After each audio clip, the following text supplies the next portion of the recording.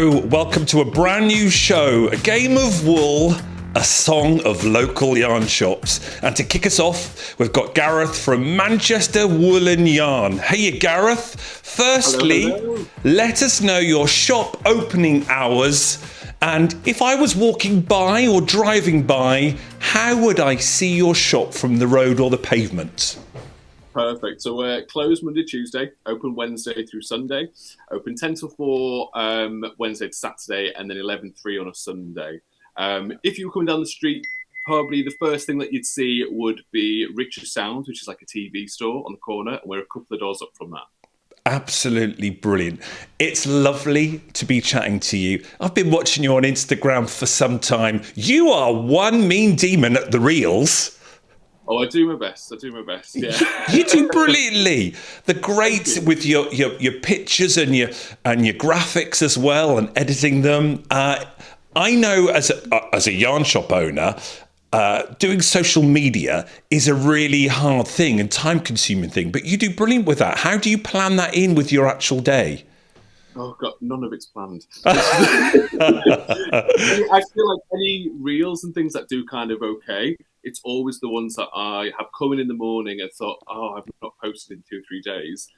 What's selling right now? What do I want to shout about? That kind of thing. And it's quite often an off-the-cuff situation, normally a mad scramble for like the first half an hour. Come in a little bit early and try and get it all sorted out and put up. But yeah, I really like doing the socials. But yeah, it is a full-time job on its own. It is, but yours look great. So everyone who's watching, all the links are in the description below to wherever the yarn shop owner is. So for Gareth's shop, you can click on the links below and you can find his website and you can find him on Instagram. And you're a great watch. Well, you just said it. So what is selling as we speak? We're on week 3 of Game of Wool. Has it pushed sales? Has it pushed conversation and discussions? Has some yarn flown out as a result? I mean, conversationally, yes. It's kind of the hot topic right now in the shop is definitely like, what is my opinion? What are we thinking? That kind of thing. I mean, obviously, XL Chunky is the one right now. I think after week 1, when everyone was doing the sweater vests, so kind of Starcraft XL Chunky. Oh, show us, lovely. It comes in some really nice colours. But yeah, so everyone's kind of been wanting fast, quick projects from the back of the show, I think. And a lot of new knitters and crocheters, which is always nice, kind of people that have found us and kind of getting them excited about wool and yarn and that kind of thing. We're in that kind of transitional period now, I think, between people that feel like they've still got enough time to make gifts for Christmas. But I think in the next couple of weeks that'll change and everyone will get a bit more selfish with what they're crafting. So right now it's a lot of accessories, Sophie scarves. I don't know if you've seen the Sailor Slippers by Annie Sews. They're number 1 currently in the charts. They've been number 1 2 weeks on the charts. It's been amazing on Ravelry Hot right now, seeing them. Yeah, so we've been selling the West Yorkshire Spinners Retreat for those. And we've had quite a lot of few customers coming through, and it works amazingly for that. It's a really nice quality wool, and again, really nice colour. So people have been very happy with that. But yeah, natural fibres seems to be one that are flying right now. Yeah, I totally agree, and I don't know why that is. Whether there's more on social media about promoting natural fibres, whether we're seeing more about wool and the benefits of wool. And maybe it's this day and age, people are wanting to move away from acrylics and plastics. They all have their place, though, and everyone has their price points, don't they? But yes, I think you're right. From my shop as well, people are asking more for natural fibres. So what have you got at your place then, natural fibre-wise? Oh, a bit of everything, really. Yeah, so we stock a really nice range from Bahram U. So a lot of their kind of British wools, British origin wools that are all traceable and things like that. So that's really nice. Their sister company, Woolly Knit, which not many people have in the shops. A lot of people know them for their online kind of thing. Their yarn to cone. That's right. Kind of range. Yeah.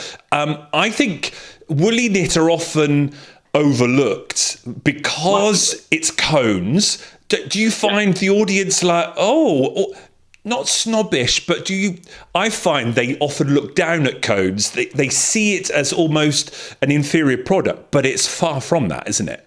Oh, absolutely. I mean, especially with the woolly knit stuff, a lot of it is British wools. It's really high quality. And we sell some of their bald stuff as well. So we've got their merino here as well Oh, as put a it closer bald. to the camera. Let's have a look. I didn't know they did that. Yeah, so this is one of their new ranges. Okay. And we also stock their 100% British wool Aran in little 50-gram balls as well. So they're really nice for colour work and bits and bobs. But yeah, the cone thing, yeah, I think a lot of people see it as like a time gone by. Yes. Yeah. But it's such a good price point for such a good quality product that it's like, well, why wouldn't you use it? It's a great product. Okay. If so, what weight did you say the cones were? Aran or double knit? No, they're a sock yarn. They're a sock yarn. Oh wow. Oh right. Yeah. So if you were going to, because I've got a lot of my ladies who come to Knit and Natter. My Friday morning ladies only ever knit with 4-ply or sock yarn, sock weight yarn. Yeah. And they love knitting tank tops in them. So how many cones can you get a tank top out of? 2, 3? Well, it's a 200-gram cone, so you'd probably need a couple of cones That's not for a bad. smaller size. Because it's like a 3-4 ply. Yeah. So yeah, 2 or 3 would do you a tank top, but they're like £5. That's it. Wool, proper wool. And how are you finding then choosing colours? Have you got a big range, or are you slowly building it up? We did initially. I always try and get a couple in, see what people think, and then it just kept flying. So yeah, I've committed to the full range now. So yeah, just everything. Oh, that's brilliant. You know, and that was one of the first things I learned having my shop is if. And I remember Alan Sugar, well, Lord Sugar now from The Apprentice. He would always say that to the apprentices. Just buy more of what sells, and it seems obvious, but sometimes I seem to forget that, and it's like, no, if I've sold 5 of those, get another lot in. Absolutely. Because it'll always be the case as well, especially if there's been a big online presence of a new launch. If you only get maybe 5 of the 10 colours, someone's going to come in and say, "Have you got this colour?" and you won't have it. You get it. Yes, yeah. Oh, it must be so nice when you choose a yarn as well, when you don't know how it's going to do, and obviously you invest a lot of money, don't you? Because you're buying up front. Sometimes for some companies, you may not have 30 days, and you're like, I hope this sells. But when you then see it fly out, you're like, yes, I've chosen right. Yeah, absolutely. I think for me as well, it's kind of trusting your gut as to what you would want as a person who enjoys yarn, and what would you want from your local yarn store. That's kind of my driving force to choosing what we have in. Okay. What about the whole mohair thing that's kind of still in at the moment, holding mohair with a strand, or maybe holding 2 or 3 strands of mohair? Have you gone down the mohair route at your place? Absolutely, yes. We are very much impacted by what I would say is the petite knit effect. Yes. It's everything held with something. Yeah. So kind of which way we? Yeah, this way. So we've got a lot of solid coloured mohairs up on the wall here. And then we also stock a lot of hand-dyed as well, and the hand dyers really enjoy. So we've got one here from Hillgate. So it's like a gorgeous variegated lovely mohair as well. These go down a treat. I was just about to say, in your shop, do you try and support independent dyers, and do you have any in? So who is this one here? Tell me about. So this is Hillgate. So we try and stay local with our hand dyers, really. Of course. So we've got Makes about sense. 8 hand dyers, local hand dyers in right now. I think our only non-local one is James Makes Things, who's yeah, but his colours are something else, aren't they? I know. Well, yeah, I've been planning on getting it in for a while. Yeah. But it's really nice. We get a lot of people coming in who are just kind of visiting Greater Manchester or visiting through the north, and they want to buy something local as like a little memento for where they've been. So it's really nice to offer lots of local people. So we've kind of got Manchester-based, we've got Cumbria, we've got Liverpool, kind of Formby area. But yeah, everyone's nice and northwest based, which is really lovely. Brilliant. It makes complete sense, because I get that a lot of the time in my shop. People want to purchase something, and especially if they're tourists, they want to support local, but they really aren't thinking about buying 8 or 9 balls of a commercial brand, are they? So they want something else to be able to support local with, and that is perfect, isn't it? The indie dyer that you've got in that they perhaps can't find where they're from because it's unique to your area. So brilliant. And how much are you finding those price points for the indie dyers? Are they still around the 18 to sort of £21? Yeah, exactly. So I think most of ours, I think the going rate now is about £20 for like 100 gram of merino, let's say. Yeah. Our biggest ones are probably the sock yarns. Yeah. So again, it's a nice one ball project. You can treat yourself to one nice thing that kind of catches your eye. And again, people are, but not many are making full sweaters out of hand-dyed yarn. So it's nice to just be able to grab one and absolutely. About 20. Yeah, and then they've got something local or that's based around wherever your shop is. And more importantly, they've contributed to the local economy. That's what it's about, isn't it? And I know many people want to do that when coming into local yarn shops, certainly when they come to me, tourists and on holiday and so forth. What about local people? You've obviously got a local community. Do you offer classes or workshops or social groups? Because I spied on your Instagram last night. It sounds like I'm really but you know how Instagram works. It just pops up when you start watching. You had a watch along of week 3, didn't you, of holiday week? So we're really lucky around here. We've got a fantastic community, and there hasn't been a physical brick and mortar store. So we're based in Stockport. There hasn't been a physical brick and mortar store in Stockport for quite some time. Oh, cool. Some further out, and they're fantastic. But yeah, in the centre, not really. So I think people have been yearning for that community aspect. So yeah, we have workshops pretty much every single week. And then we do social events 3 times a month. So we do 2 Thursdays and a Saturday evening. There are bitch and stitches. Of course. Yeah. Well, we didn't want to go down the knit and natter route. Yeah. Mainly because of the clientele that we get in. We do get a real mixed bag, but a huge chunk, I feel very lucky, a huge chunk of our audience is a younger audience. And again, I don't know whether that's just because of the age of social media, or possibly we're offering, again, that more natural fibre route that we were talking about, where people are starting to make that transition over. Yeah. It's a fascinating thing how you develop your community. I don't know how it happens. It happens through you. Obviously, people do want to invest in you and your shop. But you're right, it's also the local area, who you've got in your area around that age, and when you offer, so my social classes during the day, so they are ultimately going to be of a retired person that comes. You're doing yours in the evening, yeah? Yeah, so we're a little shop. We're teeny tiny. We're a cupboard of a shop, but we pack a lot in. You do. That's kind of one of the main things that people say when they come. They're like, "Oh, it's small, but you've got a lot in." But yeah, it has to be in the evening. Really, we don't have the space to facilitate one in the daytime. Maybe one day we'll move to a bigger shop, but right now, we do them in the evening. You never know, but then that's the battle then of bigger shop, higher rent. And if you get too big, you then have business rates as well. Whereas you're small enough, hopefully, you've got business rate relief. Yeah, like my shop, you're small absolutely. enough. Yeah, absolutely. Oh, that's nice. And if we're talking business as well, that audience that you've got in the evenings maybe are working and have a bit more disposable income. So they're spending maybe as well, aren't they? Yeah, so we always do a little cheeky discount on any workshops or event nights. So if you buy on the night, you get a little discount on what you're purchasing.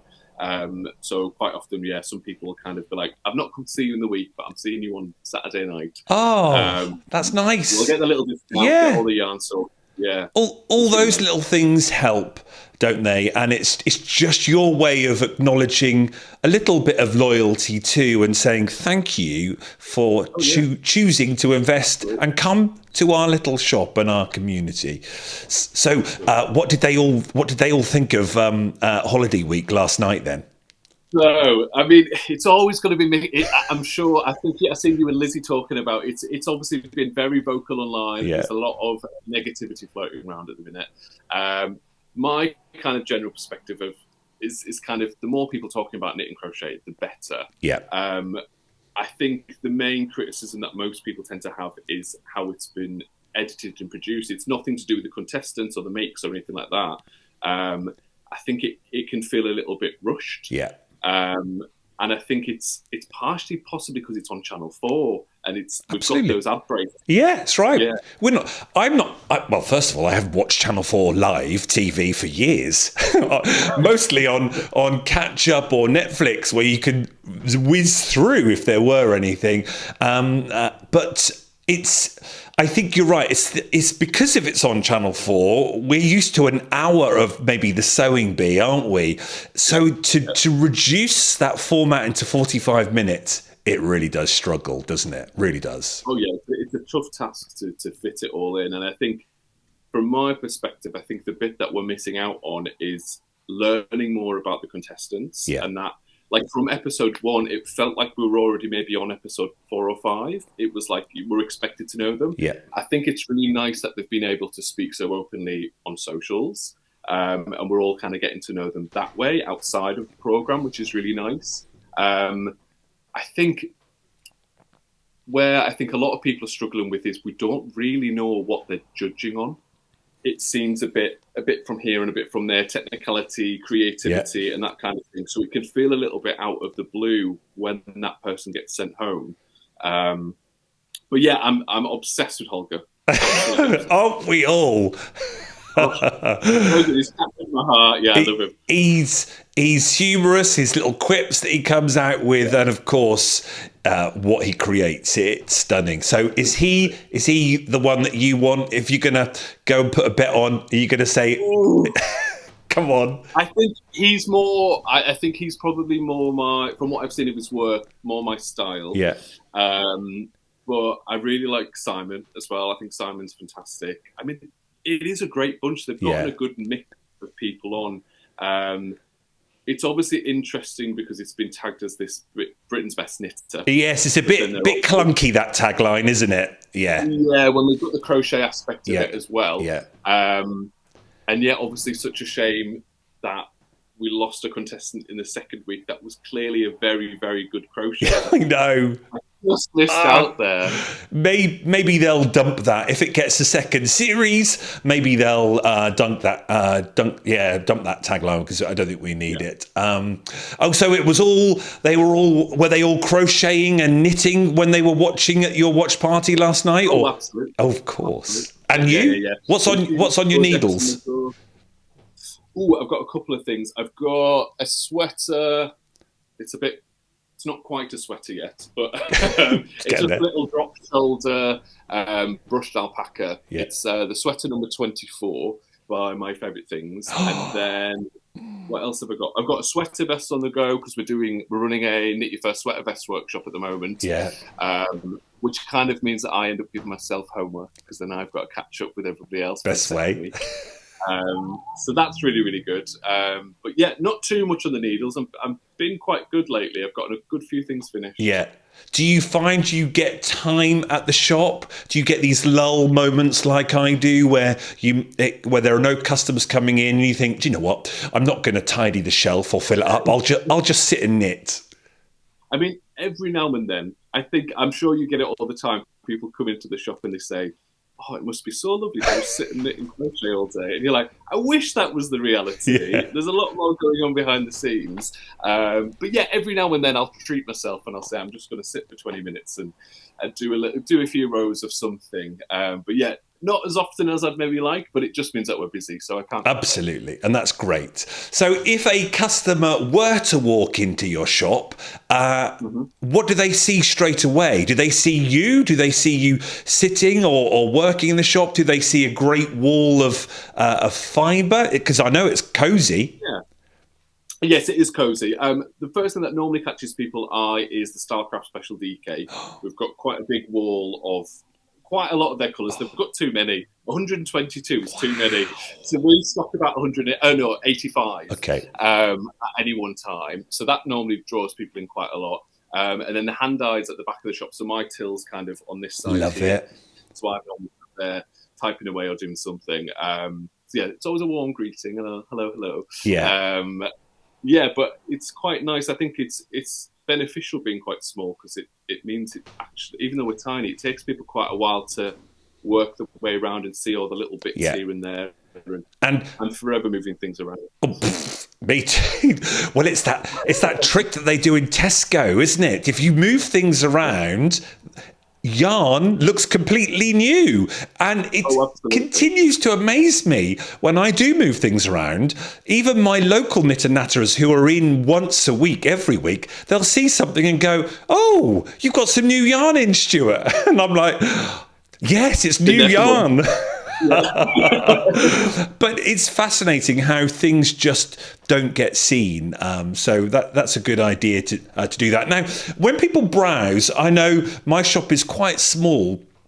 If I go into a small shop, you kind of want space to browse. What do you kind of do to give them that space? Do you just potter off out the back somewhere, or pretend you're doing some work so it doesn't feel so awkward?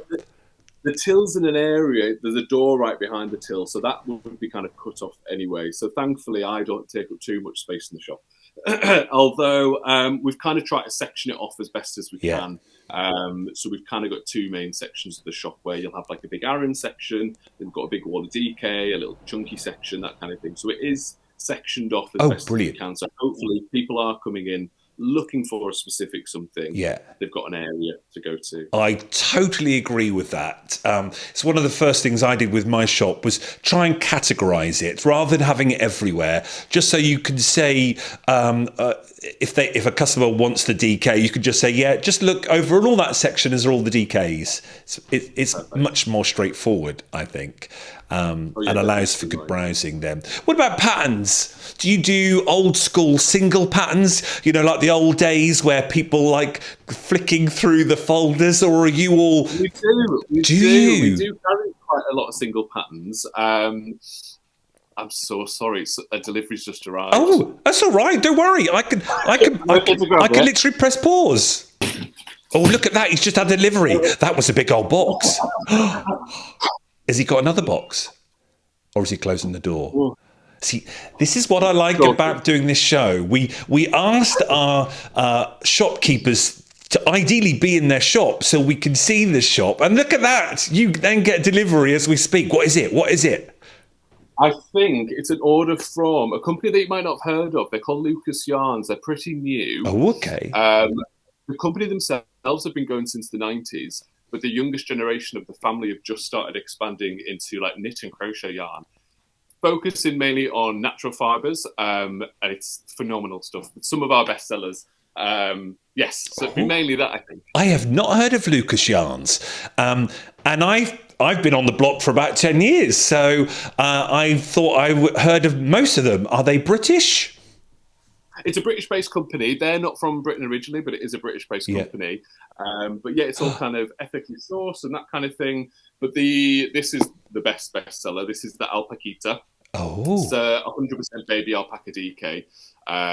It's so dreamy. But so they do a lot of alpacas and merinos. Their mohair is their mohair. Yeah. Super silky soft and a really good price point as well. So it's and from a business point of view, their distribution is in the UK. So you want a top-up order, you can get it really easy. Yeah, absolutely. That was so this is it. It's always that thing of, because I want to be able to say to a customer, or if we're 2 balls out of what you need, no worries, I'm doing an order next week. Back end of next week you can come in. So companies, I suppose, like Rico, who I do really love, but it takes that little bit longer because it's coming from Germany. And that's a good... I'm glad you talked about that, because that was going to be one of my next questions, is how do you cope with ordering yarn and the companies you choose? Because since Brexit... Although, when did you open, Gareth? We've only been open for 20 months. Well, get you. You've done incredibly well. Thank you so much. Bloody Yeah, we're brilliant. still new kids on the block. Certainly since Brexit, it just so obviously Brexit was 2016, but it actually went through in 2020, didn't it? Well, shipping. Because I used to stock a lot of Katia yarn, a wonderful Spanish company, and you'd place orders on a Monday, and it would be with you by Thursday. That's old school. But since Brexit, it can often sit in customs for a week, maybe even 2 weeks, and it just means to get a delivery up to 2 weeks. You just can't. It's frustrating because you want to serve your customer, but to say you've got to wait 2 weeks for a yarn to come in can often lose that sale. Yeah, this is that you always want to. We're not like the big companies. That's the difference, and it's so nice to be able to say, "Don't worry, let's do a little order form, put your name and number down, and I'll drop you a text." Yeah. And that's that nice thing, that relationship that we can create. But yeah, when it starts getting on that 2 week mark, and dye lots and all of that situation where they communicate, you can't just give them a bell and say, "Can I check you've got this? Will you be able to send it out?" But yeah, it's funny that you mentioned Katia. The rep popped in the other day and we were chatting about you. So See, nothing but good things to say. Oh, that's great. It's a small old world, and over time you get to develop those relationships with the companies. And what I like about Katia is they only sell to yarn shops, because many, obviously, of these yarn companies, mentioning no names, will be selling direct online. And that can be an issue because we know the way of the world. We buy so much online, don't we, Gareth? And when we do need something, we know we can get it from Amazon in a day. And competing with that is so hard. So when you start seeing your wool company that you're buying the wool off, selling your yarn on their own website, and sometimes cheaper because they can do, that can be infuriating, can't it? Yeah, I think it's the price. I try and do the same thing. I mean, there is definitely a couple of companies that we deal with, like West Yorkshire Spinners, for instance, who do deal direct, but at the same price that we're offering it at. And that's something that I try and, again, not naming any names, there are certain companies that I won't deal with because they'll be like, there's a big sale on Amazon or that kind of thing. But just, I won't work with those companies. I mean, for me, we've got a hobbycraft not that far away. So again, I want to offer my clientele something completely different than they get in those shops. So even if it is a brand like West Yorkshire Spinners who stock in hobbycraft, I always try and offer a different line or a different range that they might not have seen before or they can't get as readily from that kind of shop. Yeah, but let's remember one thing. They haven't got you, though, Gareth. And that's the beauty of these wool shops. And that's what I'm hoping our little weekly show where we go across the UK talking to different yarn shops, that people will really understand. And if not, they'll be reminded that when they come in to see you, that they can get so much help and advice and experience, can't they? Which you can't get from Hobbycraft necessarily, can you? We're not just a retail shop. The majority of my day is quite often taken up with pattern queries, or I don't want to buy this yarn, what can I use instead, or that kind of thing. And it's that connection. And I think one of the main things that the big brands need to understand is if it wasn't for us shouting about their yarn, someone going online to an online retailer, they're just going to pick the cheapest option if they've never used it before. So it's not until they come into our shops and have a feel of it and get our advice on it that they actually know about the product. Yeah. And that's a good point that you make, the advice on yarn substitutions, doing it all the time. And hopefully people who watch this show, go and find your local yarn shop. Go and find out who it is, because you can get so much. If you get stuck, how many times have you had a customer come in and they're halfway through knitting and they are stuck and they don't understand something and you read it through and boom, and off they go, happy customer. Absolutely. I mean, especially with online patterns, and I don't know whether you've had it yet, but I've had a few customers who've bought AI patterns. Yeah. And they're just like, I can't figure it out. And then they bring it in. It's like, sometimes I can tell straight away. And I think some of it is that media literacy of maybe an older clientele that maybe doesn't realise, or people purchasing patterns off Etsy. Yeah. And that's a tricky one sometimes because they're not as regulated. You can't see any pattern queries. It's why I love Ravelry so much. You can go on, see what other people have used, see the examples that other people have made. Yeah, it's a huge chunk of our job. Yeah. I love it. Ravelry is such a good resource. So if I came into your shop and I wanted to knit a pattern that you don't have on a old school flicking through like a King Cole folder or Sirdar folder, would you go, oh, I know just the thing on Ravelry, or would you take the customer to a computer and go, let's have a look on Ravelry? Do you do that for your customers too? Absolutely, yeah. We're always popping Ravelry up together and having a look, seeing what other people have used. There's a really good website. Is it called Yarnsub? Yes. Yeah. Fantastic website to just find some good swaps. And again, it's a lot of what other people have uploaded. So it's the general public that are uploading onto their like Ravelry. So you're getting true opinions and true representations of what yarns come out like. Because sometimes it's not as simple as just looking at the needles that they've used. Because sometimes they want a certain drape or a certain look or that kind of thing. Okay. We've talked yarn and what yarns you've got. So you've got them all covered. What about your haberdashery? How do you deal with needles? Have you just chosen what you would class as a knitter as your favourite needles? Because Knit Pro, for example, have like about 500 different ranges, don't they? So it's really difficult to stock them all, and you actually don't need to stock them all. So how have you gone down the haberdashery route? So I can show you really quickly our. Oh yeah. We've got a big wall of look at Knit Pro up on there. So a lot of it is most of our customers are using interchangeable. Yeah. That tends to be, again, we've got a slightly younger clientele, so a lot of people really prefer interchangeable. So massive what we've got is that we don't often sell straight needles as much anyway. Originally, we got the Knit Pro Basic Beeching along with the Novas, so it was a wood and metal option there. And then more recently, we've added the Zings, as we had just had a lot more want for it. And they're my favourite metal needle anyway. I'm more of a wood needle knitter. So yeah, we've just kind of listened to what people wanted, really. I put a poll out on Instagram. Most people want in metal now opposed to wood. We still get a few people asking for symphonies every now and then. Still my favourite. Still my favourite.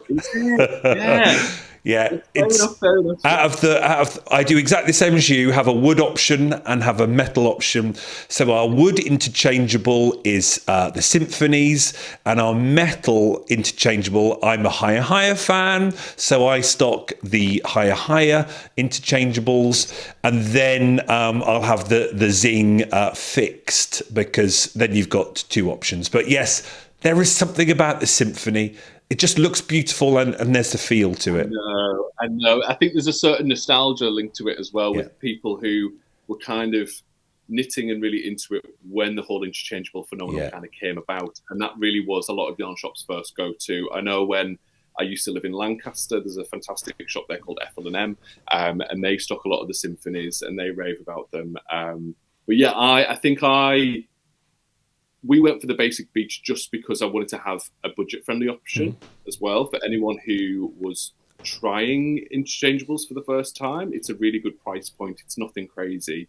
And it's kind of relative to a pair of straight needles, really. So it's quite nice to have a cheaper option there as well. The whole circular thing is fascinating, because that was all new to me when I first started in 2016. But seeing how Knit Pro have developed over the last 10 years and bringing out the different colours, the different styles, the technology that these companies are putting into knitting now, making it completely 21st century based. It's wonderful, isn't it?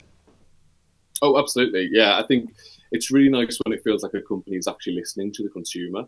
I think so often, as I'm sure you get it all the time, brands will launch a range of yarn, for instance, and sometimes I think, who's asked for this? Yeah. Like, it's not, you know what Totally. I mean? And then the reps will come in like buzzing about it and say, you're going to love it. Actually, I don't think I will. I'll pass on this one, but let's look at something else next time. So yeah, it's nice when you feel like you're being listened to and heard. Yes. Always about it. And seeing, for me, the older generation who are classic old school straight needles and knitting flat and seaming it, I'm loving seeing them transition over, because many of my knitter natter ladies now, they're on circulars. They're still knitting flat with circulars, but they love it because the weight just sits on the lap, doesn't it? Rather than having to hold the pins up, their shoulders are down, and they are loving it. And then, of course, they're investing in the needles. Oh, shall I have a set, Stuart? Can I buy a set? Because the sets are glorious too, aren't they? Yeah, we sell a lot of sets, especially around this time of year. Yeah. We get a lot of, maybe clueless is the wrong word, but a lot of boyfriends coming in, kind of like, my girlfriend knits, what do I get? So the kits are a great option, and we try and stock a lot of those. We stock kits that go along with the basic breech and the zing, but then also some more like special edition ones, all from Knit Pro normally. Yeah. Along with the crochet hooks as well, the interchangeable crochet hooks. We've got quite a lot of people doing Tunisian crochet right now, which is really nice. So it's nice to offer the Knit Pro of those as well, because they all work together. So it's really nice. And it's a good point you raise about the kits, because customers can come in, and no doubt you're probably with the same haberdashery as I am, where you can order. Sometimes they'll allow you to order one thing. So if someone wanted a special set, you can easily order that, and it only takes 2 or 3 days. And that's great. So if they're looking for Christmas presents, you can show them the catalogue, because it saves you having to stock everything, and then they can look and order it, and then you've got a sale too, and they've got something special. Yeah, and again, it goes back to that. People really do want to support small local business. So if they have that option, they're always going to pick it. And it's business owners feeling comfortable enough to shout about themselves, and just step in and say, that's fine, just come to me. If you're looking for something. And I mean, I've even had people that have been like, well, I've looked at this on Amazon or whatever. It's like, well, that's fine. We'll price match. But like, if I'm getting something in just for you, it's nothing off my back. It's a good sale for me. So I'm more than happy to just order it and give it a couple of days, and it'll be here. Good on you for doing that. I know sometimes we can't always compete with Amazon, but sometimes you're a new customer. You'll say to yourself, I'd like you to come back. I will price point that at an Amazon price. Oh, yeah. Easily. Absolutely. Absolutely. Do you know, I can talk for hours, shop talk. I just want to finish off with your website, because I know people want to support local. And they'll be saying, well, I haven't got a yarn shop like you locally, but actually they can still support local via online. Rather than shopping at the big online giants, they can choose local yarn shops online sites. So have you got a nice website, a good website where they can find all your products online too? Absolutely, yeah, just manchesterwoolenyarn.com. I would say probably 95% of what we stock is on there. The only ones that sometimes aren't is sometimes the hand-dyed. A lot of our hand dyers maybe don't do repeat colorways and that kind of thing, so sometimes we'll only get 1 or 2 of them. But yeah, 95% of what we sell is on there. And even all your little bits, all your haberdashery bits, your tapestry needles and all of that, you can buy individual patterns from me as well. So if you just wanted a physical pattern, which I know a lot of people really prefer, absolutely, you can just get your physical pattern sent out. And we normally send it out on the same day, so nice and speedy. Well, it's been an absolute pleasure. We've started Manchester. Everything's happening at Manchester at the moment, isn't it? And we're hopefully going to be going around the whole of the UK whilst Game of Wool's on, just visiting different yarn shops, talking to them about what they stock, their favourite yarns, the brands and everything. So you've kicked us off brilliantly, Gareth. It's been a pleasure chatting to you. So you've got a nice busy day ahead now. You're going to go and unpack that lovely box of yarn. Unpack all that, get it up on the website, get it all updated. And before we finish, I keep looking at that pattern at the back there, that little baby knit. That's delightful. Yeah. Yeah, it's really cute. It's the Granny Go Around by Iron Lamb. Iron like the metal, lamb like the baby sheep. But they do it as an adult version, as a children's version. Dead easy. It's such a fun little good stash buster as well for the baby ones. Oh, and talking of stash busters, I've got a perfect hat pattern for you. I know you love your beanies. You look great in them. There's a new pattern from Wool and Pine that uses 3 strands together. And I looked at that and I thought, do you know what? That's got Gareth's written all over it. I'll definitely check it out. Send it over. Take a look at it. It's a brilliant pattern on Ravelry. It's been a pleasure, Gareth. Thank you for your time. I'll leave you to unpack your yarn and have a great rest of your day. Everyone else, go check him out. Go and all the stuff is in the description below. You know what to do. And we'll see you next week with another yarn shop owner for a game of wool, a song of local yarn shops. Cheers, Gareth. See you. Thank you so much. Bye-bye. Thank you.